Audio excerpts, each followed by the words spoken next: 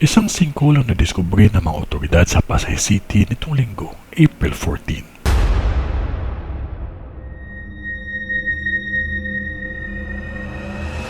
Matatagpuan ang sinkhole sa silangan ng Sale Street malapit sa Villamor Air Base.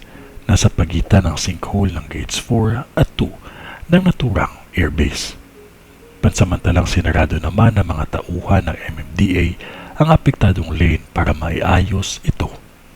Kasalukuyang inaalis na ang tubig na lumalabas sa naturang sinkhole.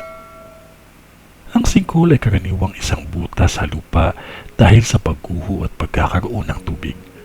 Ang mga sinkholes ay nasa 1 hanggang 100 na talampakan ang lalim. Napakabagal ng pagkabuo ng mga sinkhole na nakikita ng mata, kung kaya't bigla-biglang bumabagsak ang mga bahay.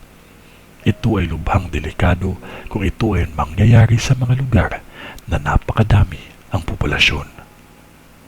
Naalala niyo ba ang mga paglindol na naganap sa Bohol at ang dami ng sinkhole na nakikita sa iba't ibang lugar nito? Ito na kaya ang signos ng pagbabadya ng isang malakas na pag-inig. Ito na kaya ang kinakatakutan na dabiguan ng lahat.